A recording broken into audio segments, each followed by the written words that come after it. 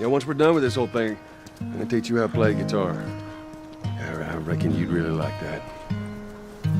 What do you say, huh?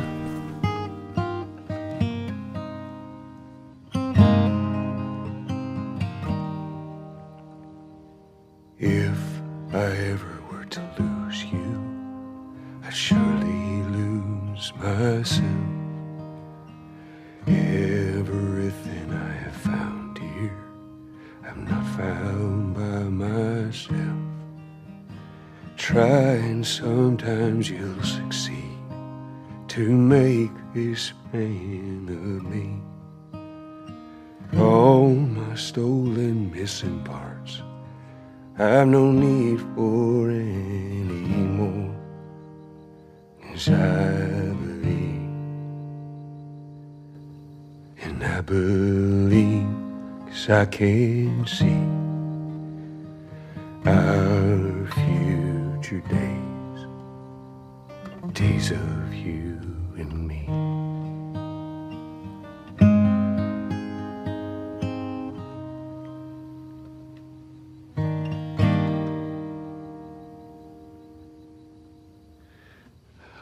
There you go.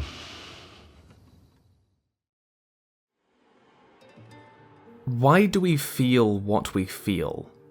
The Last of Us Part 2 asks a lot of questions about vengeance and trauma and anger and learning empathy for those we hate, but this question stuck with me the most. The truth is, it might have been a story you didn't want about characters you didn't like in a world too grim. Part 2 does try to be a lot of things. I was one of the lucky ones who went into the story totally blind. I avoided all of the leaks, all of the spoilers. I did not know about the trauma that awaited me, and I want to look at where it succeeded and where it didn't from that perspective. Whether it really answered those questions, and whether the answers it gave were even good answers. Because this game did make everyone feel so many things, including me. Anger, hope, heartbreak, and guilt. But I don't necessarily think I enjoyed The Last of Us Part 2. And despite that, I don't think that makes it a bad game, and I want to talk about why. Fantasy and science fiction author Brandon Sanderson has spoken about the single worst thing you can do when you give critique in writing. If the critic tries to make your story into the one they would write, rather than a better version of the story you want to write, then we should look at what a book is trying to be and not what we wish it would be. This is relevant to The Last of Us Part 2 for I think pretty obvious reasons if you're watching this video. The discourse around the game has been polarizing and dramatic and very difficult to wade into. But I bring this up because I must admit that a large part of my experience with the game was grappling with how it went in a different direction to what I would have taken it. Playing as Abby and seeing Ellie, this character I've grown to love and seen suffer too much already, go down this path where I feel distanced from her. Separating my feelings about that direction from how well they delivered the story they wanted to tell wasn't easy, but it was important. The Last of Us Part 2 is a really dark tale that sets out to tell a story about the cycles of vengeance and violence. That much is pretty easy to see. But I don't agree with the people that think it doesn't have much more to say than that vengeance is bad and self-destructive, themes which have been well trodden since your high school essays on Macbeth, Hamlet, and the Merchant of Venice. I think that's a pretty surface level analysis, and I want to be fairer to it, treat it on its own grounds. I think the game tries to be a lot more than that. It's about how that cycle perpetuates itself over and over ad infinitum, how it starts and ends psychologically and emotionally, where it comes from on that personal level. But for me, the biggest thing is that it asks, how do we come back from that? How do we heal after all this? Because the game is also about perspective, and how the creators used perspective to explore this theme. They didn't just make me play from Ellie and Abby's different points of view, but they got me thinking about how I felt when I played as each of them. What I mean is that I don't think the creators set out to simply tell us that the cycle of violence is bad. but also to make us feel and acknowledge our role in the cycle of violence, both passively and actively by using player perspective and agency against us. I get those are kind of heady words, but let's talk about it. Spoilers, by the way. The game spends a lot of time getting us to empathize with and be totally on board with Ellie's quest for vengeance following Joel's death at the hands of a strange woman. But how they do this was really interesting, in the sense that it was traumatic and horrific and oh my goodness, this is dark. Oh jeez. Joel, please get up! The game opens with a bit establishing that it's been several years since the first game. Ellie is now an adult in her own right and they're living a good life in Jackson. In fact, life isn't just good, but there are bars. There are schools, playgrounds, everything says that there is a semblance of happiness and a normal life. At last. One thing that stuck out to me personally was how all of this contrasted tonally with the grim world of the first Last of Us game that I was familiar with. And in my experience when I played it, this actually heightened a sense of dread for me that something horrific was about to happen. Because on a subtextual or metatextual level, you know this can't last. I knew something was coming. And something came.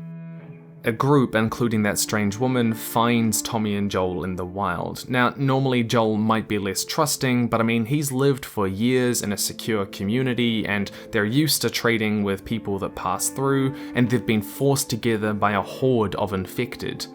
Then, in a swift few seconds, and in one of the most uncomfortable scenes in the story, she shoots Joel in the leg with a shotgun and beats him to death with a golf club, saying he's going to die slowly while Ellie watches, begging for his life. Ellie and Tommy are let go, but the woman and her group escape into the night. There is virtually nothing that could establish the tone and sheer horror of this game more than this scene did. It shatters the idyllic life that they just established. It is brutal, but intentionally more brutal than it needed to be.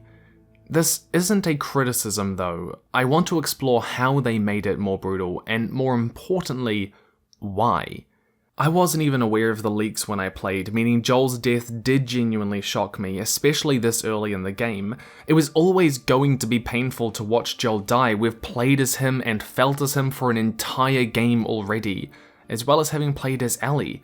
We care about him vicariously because of her relationship to him. So it's painful in two ways, because we see ourselves in him and we see him as a father figure. But the writers went out of their way to make this moment even more tragic, brutal, and emotional. The first game opens with our heroes barely surviving in a proto-fascist town after the apocalypse. It's a grim world from the start. But the tone of the game actually lifts when they leave it. The world outside becomes beautiful and bright and full of colour compared to the grey, muted, fedra-walled city. This contrast means that the game itself actually feels a bit more hopeful in tone because the characters start by leaving a worse place, finding somewhere better. The opposite happens here though. The tonal contrast in part 2 between the opening setting and this inciting incident is far more drastic, and going from hopeful to hopeless makes it far more tragic. Most of the Last of Us world is pretty grim, even in the first game. The creators could have started with a grim or neutral but stable world in Jackson, but they chose not to. I mean, for me, the conscious choice to make the opening here so wholesome and uplifting and make you feel like things are finally working out really intensified the tragedy of Joel's death on an emotional level. What I mean is that the hopeful setting opening doesn't actually make Joel's death worse. I mean, he's dead either way, but it makes it feel worse for Ellie, and us vicariously, because of that contrast. And it works. But I want you to keep that in mind, that it's about the feeling, because the game will return back and back and back to that idea. We're also given a flashback to Joel giving Ellie his old guitar, even her first lesson. It's pretty heartwarming. It's a beautiful callback to the first game where he promised to teach her to play it. But you also notice that Ellie is being pretty cold towards him, though you don't know exactly why, and it kind of breaks your heart. Joel is trying to connect with her in the way that emotionally stunted man often struggles to do, adjacent and indirectly. The dialogue in the game here is also beautifully subtextual, as it always is. There are 3 meanings to every line, and every single word they said made me feel things. Tommy and I went out riding the other day, and he told me a joke, and I thought about you. It's, oh shoot, now I forgot it. Something about a clock. How do you... Joel, it's pretty late and I gotta get up in a few hours. Yeah, I know. Then I followed them all into the wilds on patrol, something that's portrayed as pretty routine, and that ominous feeling I had of looming disaster really began to intensify. At the same time, that strange woman and her group are tracking someone down in those same wilds. I could feel them about to collide, though I didn't know she was looking for Joel. But Joel and this girl are forced together by a horde of infected, and the writers made a point to show that Joel was the one to rescue her, to go out of his way to help a stranger in need, and to put himself on the line repeatedly in their escape to get her to safety in a world that does not reward that at all. The writers specifically chose Joel to be the one to do this here. Give me your hand! We're gonna have to run! There's too many of them! I'll cover you! Take those! He's also the last one to go through the window, and he gets this woman to ride with him to safety. Joel saves the woman that then proceeds to beat him to death. You don't get to rush this. There's a real dark irony to that, but it was there to make me feel things, to get me angry, and it worked. A lot of effort is put throughout these early game sequences into highlighting Joel's awkward but endearing, heroic or kind features, perhaps even to the point that it somewhat made it easy for me to forget his flaws, that he's possessive and vindictive and can be a little emotionally stunted. The game heavily plays into how much I already loved Joel. And I don't think that how they scripted this opening is at all a coincidence, that they wanted to bring all of these things together, all of this feeling, so that the end result is that it hypersensitized me to his death. This is all compounded by the brutality of how the stranger kills him. She could have shot him in the head, but she kills him slowly with a golf club. It's not merciful, it's not dignified, and it robs him, and the players more importantly, of the catharsis of him dying protecting Ellie, which would be a standard or even expected trope of this genre. It's cold, it's stunted, and this narrative and tonal framing made it feel even more unjustified. It left me feeling more anger than I might have otherwise felt. There, they totally succeeded. You don't get to rush this. Joel, get up. Joel, fucking get up. Please stop. Please don't do this. Joel, please get up. No! Thematically, the setup, the brutality, the hypersensitization is crucial to not just getting us on side with Ellie and Tommy seeking revenge, but focusing only on the anger and pain of this moment, finding the strange girl and killing her for what she did to Joel without asking first why she did it. I have to admit, the game successfully lured me into feeling that without question. That's because all of this setup and brutality wasn't there because it justifies Ellie's quest for revenge. The framing doesn't confirm for us that Joel was wrongfully murdered, it doesn't do that. But it moves us emotionally to hate and anger, and resolving that trauma and heartbreak itself becomes the only justification needed for seeking vengeance.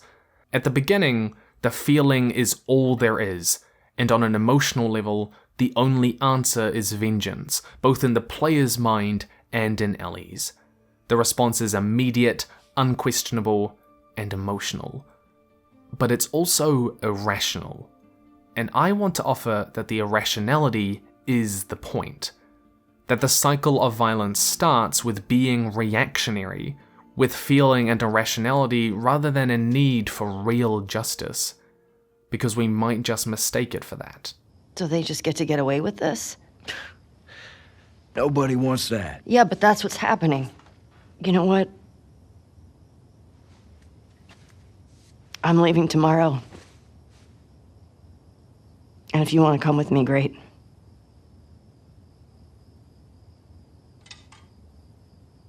You have no idea what you're walking into. You don't know how large that group is, how armed. I don't care. You can't talk me out of this.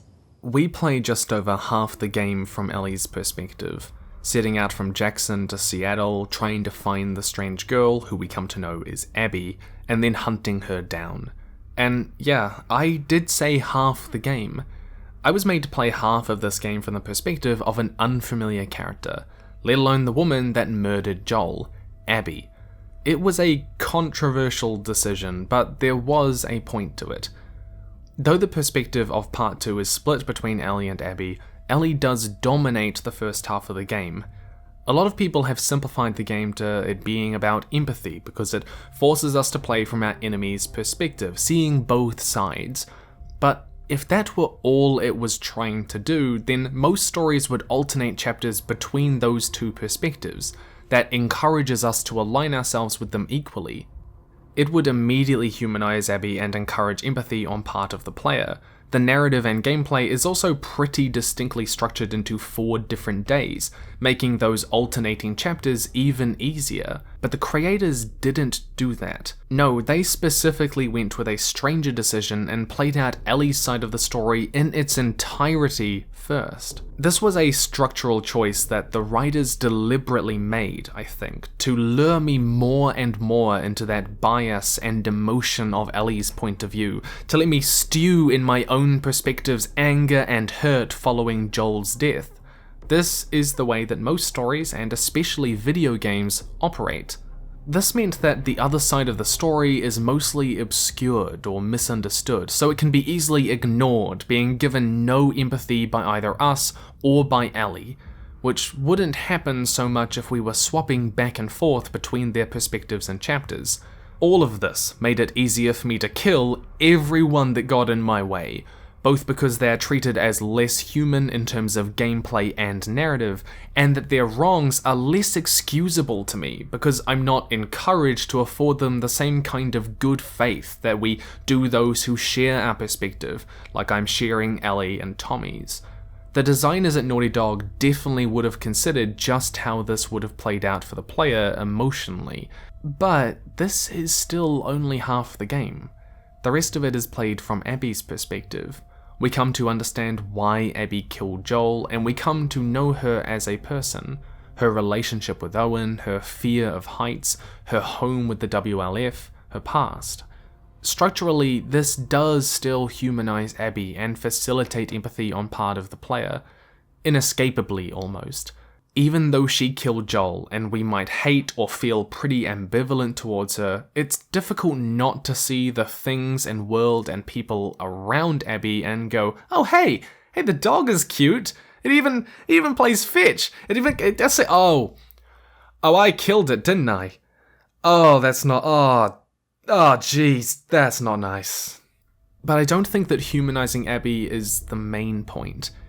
When I played through Ellie's story, it cuts off just after she fails to find Abby for the 3rd time. Ellie returns to their home base in the theatre and to Dina, her loving girlfriend, and a fantastic addition to the story. She's brilliant every scene that she's in. Abby then finds them, shoots Jesse in the head, and is threatening to kill Tommy. Ellie offers herself up as a sacrificial lamb to save Tommy, and with a gun trained on her, it cuts to black. Ending Ellie's story at this moment positions Abby as the violent aggressor, nearly getting away with another murder, while Ellie is helpless to stop it again. Up until this point though, Ellie does questionable and violent things as well. We've been mostly still on the same emotional page as her, and the bad things that she does are in forgivable moments of anger, or they're accidents, or they're understandable given the pain that she's in. The ending plays into that bias we have for Ellie being the hero, or at least it reinforces that feeling that despite Ellie doing questionable things in pursuit of vengeance and justice, she is ultimately on the right path. Abby needs to die. When we play through as Abby over those same past few days, we know that it's all leading to this moment in the theatre again, and the result is a strange kind of dramatic irony. Dramatic irony is where the audience may know something that a character does not. For example, in the case of mysteries, it's common that the audience might know that a character is speaking with the murderer, but the character themselves does not. It creates anxiety and anticipation and tension. But here, when we finally got back to the theatre, it created weird and difficult feelings for me to articulate. Up until the end of Ellie's section, we know only what Ellie knows about the wider context, about what's going on. But as we play through Abby's section of the story, there becomes a dissonance between what we know as the player and what Ellie knows. Abby's story is almost entirely separate to that of Ellie's. She doesn't even know that Ellie is after her till the very end, but it provides a lot of context to Ellie's actions nonetheless. The first thing we learn is that Abby was a Firefly from the first game, and her father was the doctor in Salt Lake City who Joel killed, along with dozens if not hundreds of her friends and loved ones in order to get Ellie out, preventing that chance at a vaccine at the same time. Abby visits the same hospital that Ellie would eventually sneak into, killing dozens along the way, and she talks with her friend Nora. I actually didn't realize it was even the same building until I emerged from a different exit to where Ellie entered, literally showing it from a different perspective. We also meet Abby's dog, who is loving and loyal and a good boy.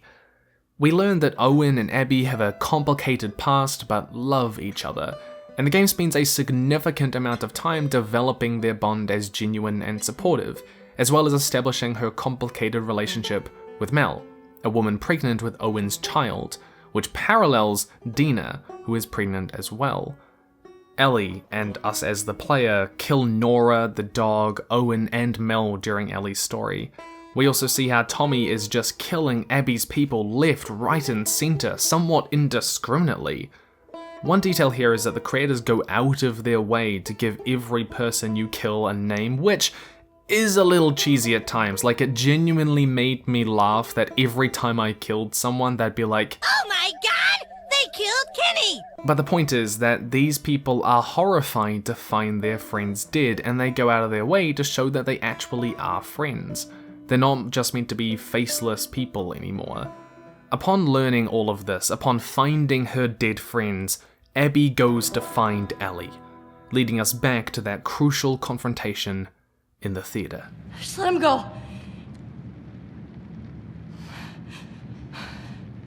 You killed my friends. We let you both live.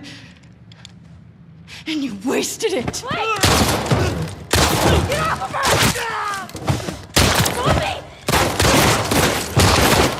But by the time we return to this confrontation, we know a lot more than Ellie does about what we have been doing through her as the player, about why Joel died, about the wider context in Seattle, about what Abby is really trying to do. Even though, for me personally, I didn't emotionally buy into Abby and Lev's story as much as I did Ellie's. I think that the creators still succeeded by complicating my feelings around Ellie's story at this point. That extra knowledge that I had led me to see Ellie's actions in a different light to what I had the first time I was at the scene. I did find myself a little bit abstracted from Ellie's narrow and emotional point of view, where before I was watching Abby nearly kill another beloved character, get away with another murder after Joel, I was now watching an immovable object meet an unstoppable force. And then the fight ends, and Ellie loses.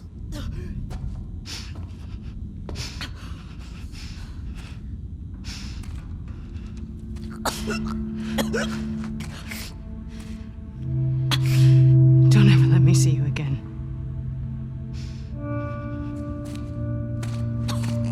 Come on.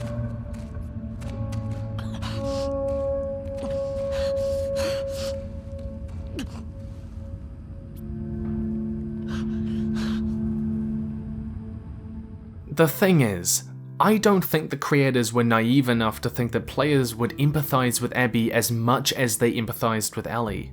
It's hard enough to introduce a major character in a sequel game, let alone get us to align ourselves with the one who tortured and killed the other major beloved character. But I think that's the point, and they wanted to see how far my allegiance to Ellie would go. When we returned to this confrontation at the theatre, there became this dissonance between what I know and what I feel. The Last of Us writers love to use a technique called narrative symmetry, literary symmetry, both in the first game and in part 2, especially here. It allows us to see connections between characters, like how Joel carries Ellie at the end of the game like he carried Sarah at the beginning. But here, the symmetry gets us to ask why things are different when one character does them as opposed to another doing them. When Neil Druckmann wrote, "We set out to create an experience that explores the darkest sides of human nature and the vicious cycles of violence that we witness in the world around us on a daily basis. We hope it will enthrall and challenge your own views of justice and empathy." This is what I think he was talking about.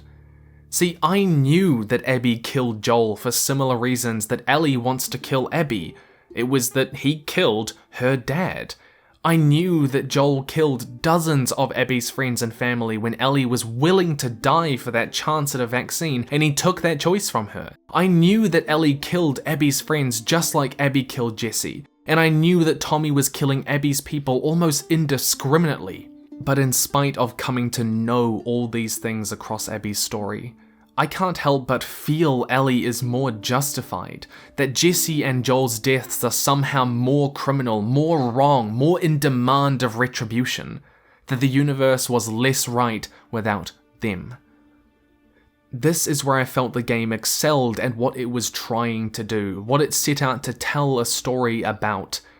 I don't think the point of this dual narrative structure between Ellie and Abby was to necessarily justify Abby's actions or to make me turn on Ellie, but to highlight my hypocrisy in how I view violence and justice.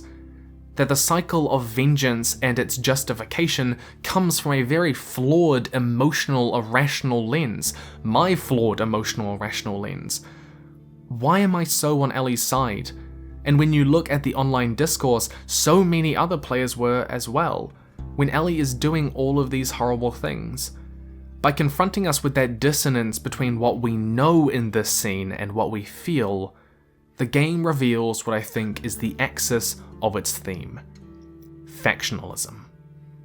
Factionalism here is the tendency of people to remain loyal to or to support a particular person, not because what they do is necessarily right or just, but because they are part of their faction, their team.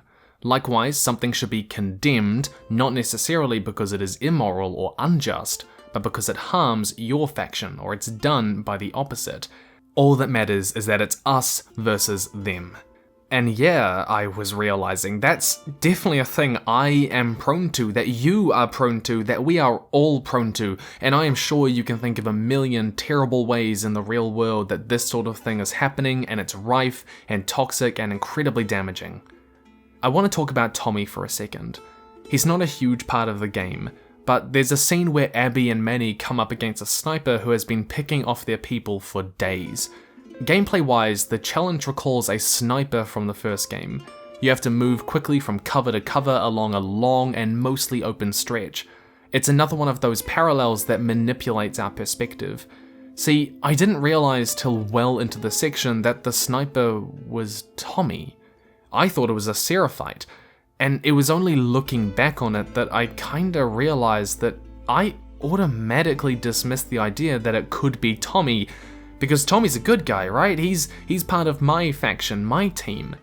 I assumed he would not indiscriminately kill WLF members, but he was, I wanted to excuse what he was doing. He must be killing people that deserve it, he's defending himself, or he's killing people that need to die right now. And the fact that we never see Tommy until the very last moment, and that all the language used by the characters in this section is ambiguous as to intentionally disguise who it could be, suggests to me that the creators wanted you to have this moment of realization for yourself, rather than it being handed to you. Being left unknown and nebulous means that I filled the gaps with my biases. Narratively, this is also where Abby and Ellie's arcs diverge. Ellie has a negative arc, meaning she changes for the worse across the story, and how true is that? And it's because she leans further and further into that us versus them dichotomy. She never truly stops to ask why Abby killed Joel, because it doesn't matter to her. What matters is that Joel was on her side, her faction, and that hurts so much. That alone gradually becomes justification in Ellie's mind, not only for vengeance, but for torturing or killing others connected to Abby, just because they are part of them, the other side. The violence spills over the edge and onto everyone around it. That simple association becomes sin enough, leading to more violence on Ellie's part, and from that more people seeking vengeance against her. If The Last of Us Part 2 is about that cycle of vengeance and violence, then it's about how factionalism consumes everyone connected to it, justifying violence against and demanding retribution from everyone adjacent, connected even tangentially. On a metatextual level, they use the gameplay against us. We as Ellie feel justified in killing enemy soldiers, not necessarily because they did something wrong, but because they unknowingly fall on Abby's side, whether they know they are protecting her or not. I didn't know how to bring all of these feelings together, all of these ideas and sentiments, these things the whole game made me feel and think about. Until Ellie finally tracks Abby down and threatens to kill Liv in order to force Abby to fight. I'm not gonna fight you. Yes, you will.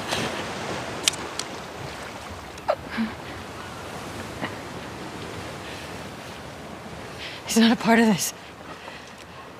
You made him a part of this. The thing is, Abby is right. Liv is not a part of their fight and never really has been. They've never directly spoken, even directly fought. It would be difficult to say if Ellie has even seen Liv for more than a few seconds. The only reason she believes that Liv has been made a quote part of this is by being connected to Abby. And Ellie is so caught up in this us versus them mentality. I certainly didn't feel Liv deserved it. In sharp contrast, Abby's arc is about leaving her faction behind, the WLF, and coming to empathize with their enemy, the Seraphites, in the form of Liv. She starts out the game believing that the only good Seraphite is a dead Seraphite, including children. She doesn't care that it's teenagers that broke the peace, they get what's coming to them.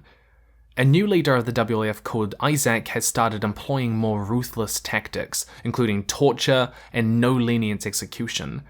Abby is one of his best soldiers, and she excuses or even endorses this at first. After our morning, I wouldn't mind a few minutes with these guys.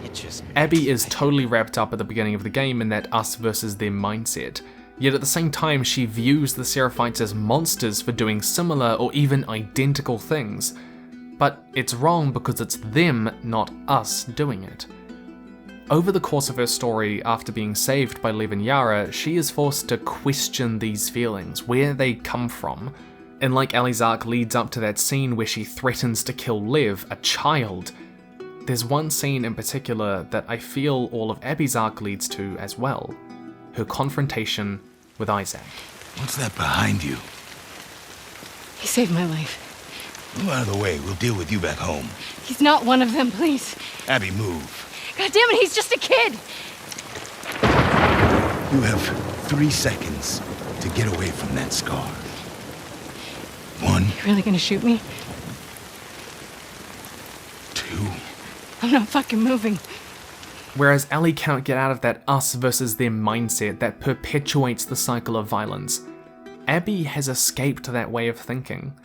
To Isaac, all that matters is that Liv was a Seraphite. He's one of them. That alone meant he deserved death. He even refers to him as kind of an it. It's really dehumanizing, and dehumanization through names in particular is a really big thematic tool in the game. The Seraphites refer to the WLF as wolves, and the WLF refer to the Seraphites as scars, which they hate, as well as Lev being referred to by their dead name. Abby has not only come to see that this way of thinking just isn't true, but that what her faction, the WLF, is doing is not okay. What she would have previously excused or even endorsed, she now stands in the way of. This also connects to why Abby restrains from killing Dina during that fight in the theatre. It's a moment of high emotional tension, and I don't think I could have taken losing Dina as well, and I don't think Ellie could either. But it's not as simple as Lev pulling on Abby's heartstrings, asking her not to. Dina isn't a part of this conflict between them, like Lev wasn't. In breaking away from that us versus them mentality, she protects Lev and spares Dina. Ellie, however, never has such a revelation or scene. But there is a deeper element to this that really resonated with me personally. It was only by walking away from her factionalism that Abby found this meaningful brotherly relationship and a degree of peace and happiness, something she gets that Ellie does not. It's tempting to interpret the game as being about how vengeance destroys you, given the depressing ending that Ellie receives. But I actually think it's a little bit more about how we heal. Because Abby gets her revenge and it doesn't destroy her, but it also isn't the thing that gives her peace. The peace comes from her finding new meaning, new relationships to build and depend on after loss and pain. That's Lev, and it clearly helps her heal. Ellie is given the same opportunity with Dina and the baby, but finds herself unable to make the same decision. That's where they contrast again. Ellie loses Dina in the pursuit of that vengeance, and with it perhaps the chance at healing. Which made it so much sadder to me, because asking how we heal is something so many struggle with. Cyclical violence consumes you mentally, but it also cuts you off from those around you. What we see is that in these two climactic moments of Abby and Ellie's stories, they turn on a character either committing or opposing violence that stem from factionalism. In both instances, the possible victim is Lev. The creators clearly tried to keep these elements as symmetrical as possible. I've talked a hell of a lot about perspective, about playing from different perspectives, about how feeling intersects with perspective and setting and tone, and our creators have used it against us to make their point. But I don't think they're just using perspective to make us think about whether Ellie or Abby are doing right or wrong. It's easy to think of the cycle of violence just in terms of these two characters in the game, but there are also so many people connected to them, people they made me care about and fear for, people who are hurt in the fallout like Jesse, Owen and Mel, nearly Dina and Lev. But there are also the people who cheer the violence on from the sidelines like Manny and Tommy. Those people who endorse it, who encourage it, who pick up the mantle when someone else falls are so much of what keeps that cycle of violence going. That's how it keeps spilling out, and that is exactly what we as the player are doing. If you go online and search up critiques of The Last of Us Part 2, comment sections are filled with people saying, I play on survivor difficulty just to watch Abby die over and over again. Abby getting shot is my canon ending, she's executed like a dog, like she deserves. That the only thing Ellie did wrong was that she didn't make it more painful. That I've never hated a character more. This sort of stuff reads to me like a vindication of the themes of the story. That we can be so wrapped up in our emotions, especially when linked to loss and trauma, that we cheer on the violence, that we endorse it and encourage it, and that keeps the cycle going. We keep it going. Even picking it up ourselves should our friends fall because they're on our team, and not because it will help us heal, or because it's just. This is us versus them, and it is rife online, and it is rife in me. Player agency connects us with Ellie more than it does Abby, and the creators were well aware of that, because the game was continually asking whether I will stick with Ellie no matter the cost, or whether I will walk away like Abby was able to. The game is full of people having to choose between whether to stick by their faction, their people, or to walk away. Jesse leaves Ellie when she crosses that line into obsession. Jesus Christ. The best way to help Tommy is to go after Abby. You do this, I'm not saving your ass again.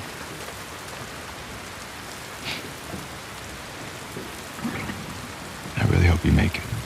And in perhaps the scene that really got to me the most, that cut me deepest, Dina walks away from Ellie when she chooses vengeance over family. I love you. Prove it. Stay.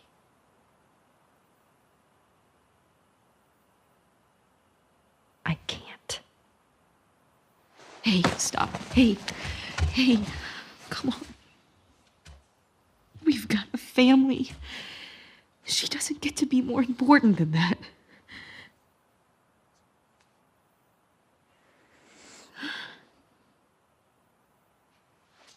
No.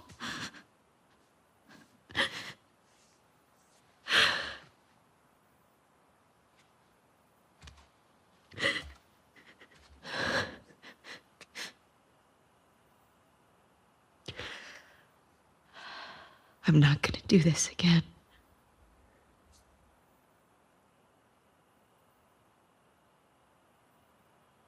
That's up to you. My goodness, this scene hurt so much, and they damn well knew it would, and I hate it and I love it because it makes me feel things. The game continually asks if we are willing to do the same as them, to walk away, how far our allegiance will go, and whether we are willing to stop playing our role in the cycle of violence. As we play, it is so easy to, if not endorse, then at least excuse the things Ellie does. As I said before, we feel like it was a one-off moment of anger, that it was an accident, that it's understandable given how hurt and angry she is, how hurt and angry we are. It's an understanding that we just don't afford to the other side. And excusing violence around us is a massive part of perpetuating that cycle of violence. Because if our pain excuses how we hurt others, then it's not long before we're killing each other because we're killing each other. The point being that not only is it incredibly difficult to escape this cycle when you are a part of it, but sometimes we may not even realize we're a part of it. What we feel feels more real than anything we might know. And it's really hard to see outside of that. The game uses our agency and emotions and perspective against us to make its point. When I say the game is asking us whether we will stick with Ellie, I don't mean it was asking us to put down the controller. This isn't Undertale. But do we stick with her emotionally, approving or endorsing or excusing her actions when she tracks Abby down once more in the final section of the game, threatens to kill Lev, and tries to kill a tortured and weak Abby, who let her live twice? There came a point in the game for me where I did have to walk away, and I couldn't excuse it any longer. But not everyone did or could do that, which I think the game developers were aware of. In a political climate that talks more about factions than it does people, where things are right or wrong because of who does them and not what it is, these are questions we need to ask, because these are how cycles of violence work in our world. It's not just about humanizing our opponents, but keeping ourselves accountable and seeing how we see the world. So much of The Last of Us Part 2 was about that dissonance between what I may have known and what I felt about Abby and Ellie. But for someone who does a bit of work in the mental health fields, I really want to talk about how this connects really beautifully to the game's exploration of trauma. Mental health can be really hard to manage because what we know is often in conflict with what we feel. We might know that we have people around us who want to support us, but not feel that we can call them up when we're struggling. We might know on some level that, yeah, we're gonna be okay one day, right? But not feel that in the moment, not feel that when our urges get to us the most. And the feeling is often more real to us than anything else, anything we might know, especially when we're alone. I want to show you a clip from a youth mental health advocate from my home country of New Zealand, Jazz Thornton. She kind of pins down what I mean when I talk about this conflict. What I very quickly discovered was that I wasn't fighting my suicidal tendencies or my suicidal behaviours, I was fighting the beliefs that put me there.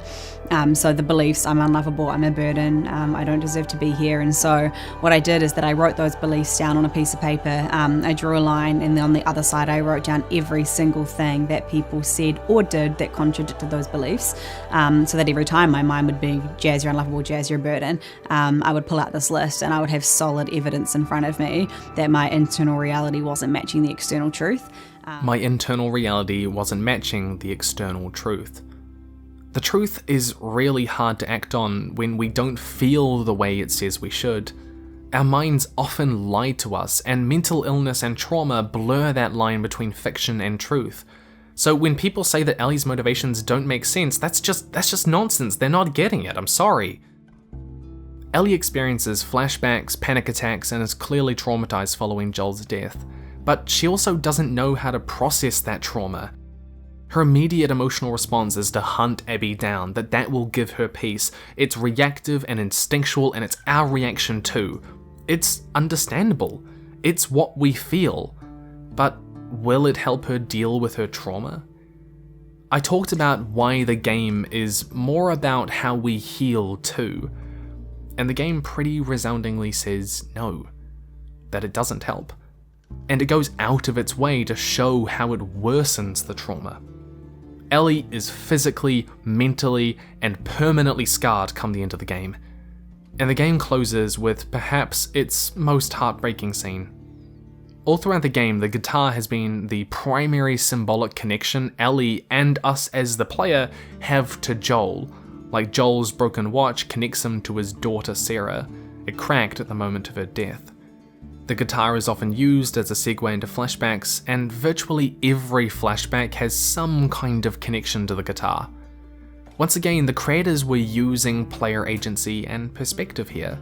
The guitar isn't just something Ellie plays in cutscenes, but is something that we as the player learn to play. Yet, come the end of the game, Ellie has lost 2 fingers that she would use to play it. The guitar sounds out of tune, and the player can't play it either. We're cut off from Joel as well. She, and perhaps us as the player, thought pursuing vengeance would bring her closer to Joel again to help resolve that trauma, but it distanced her even further from him.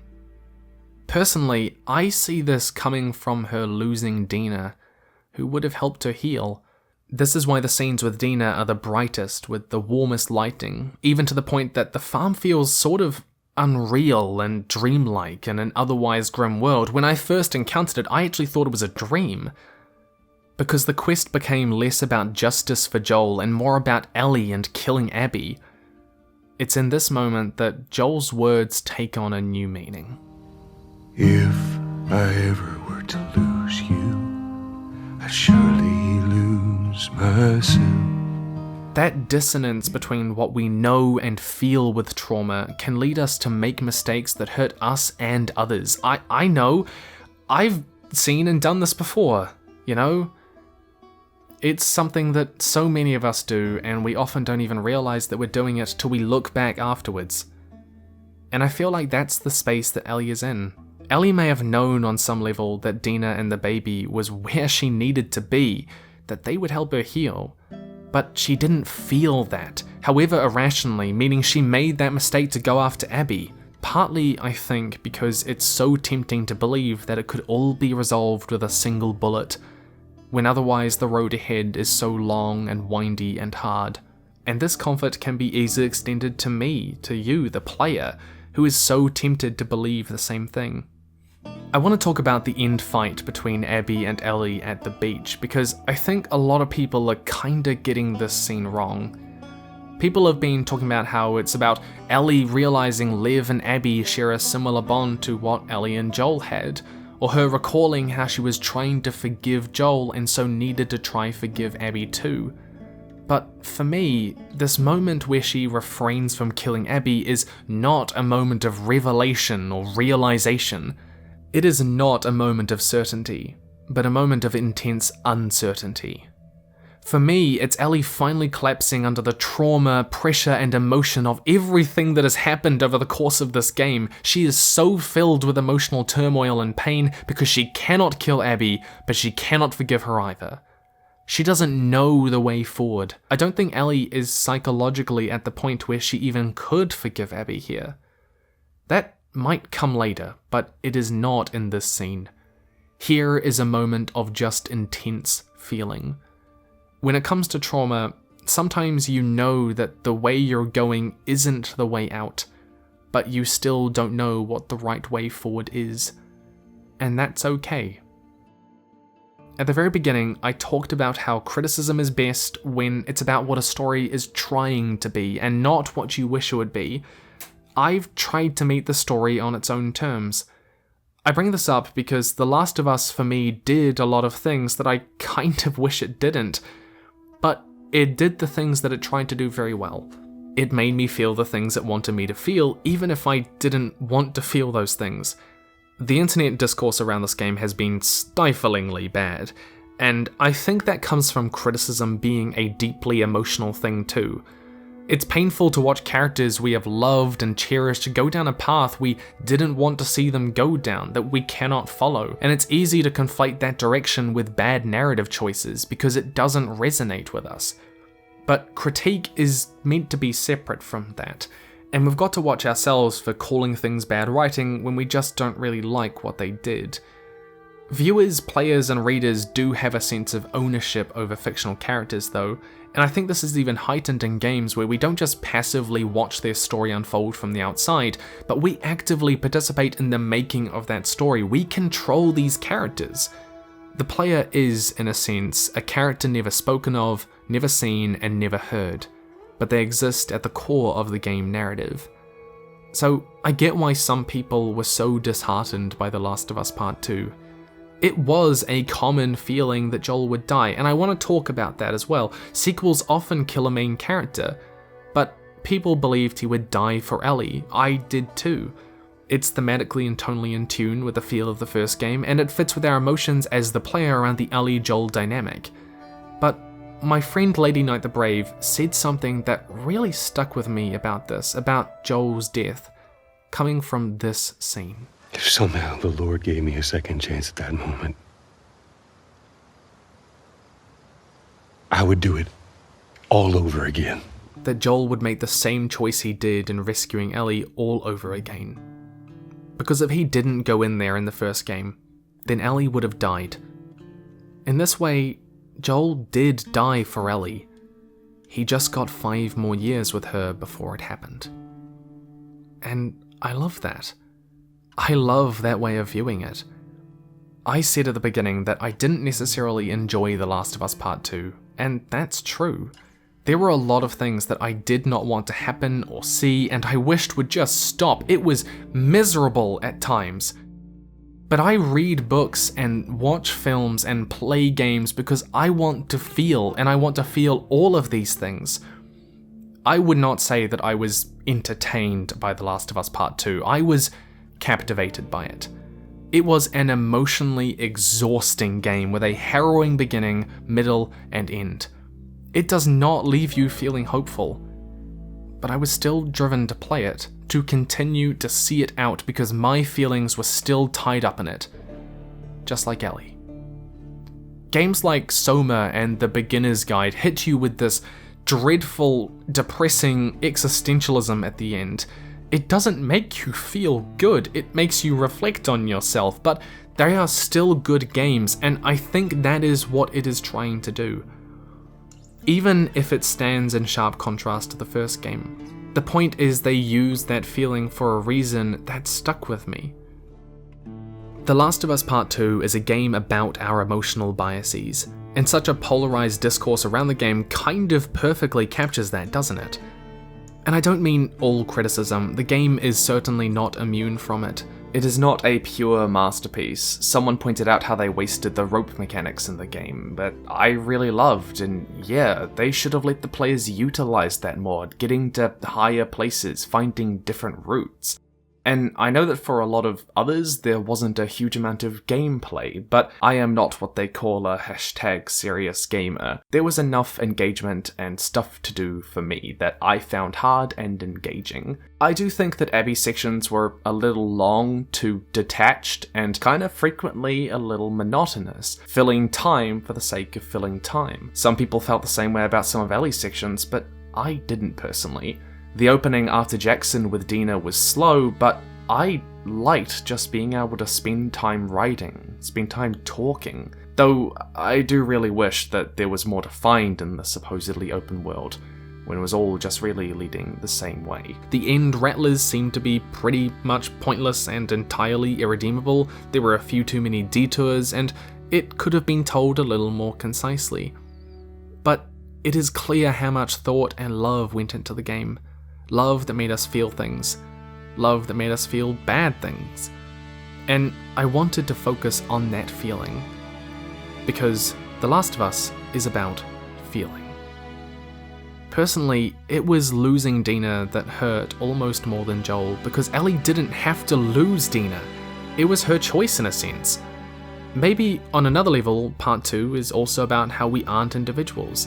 That we are made up of the people we love, the people we keep around us, that we cannot find healing alone, and that we need others, and that a future isn't made from pursuing just what we think we need, because a life of meaning is a life made with someone else. Talking away, I don't know what I'm to say.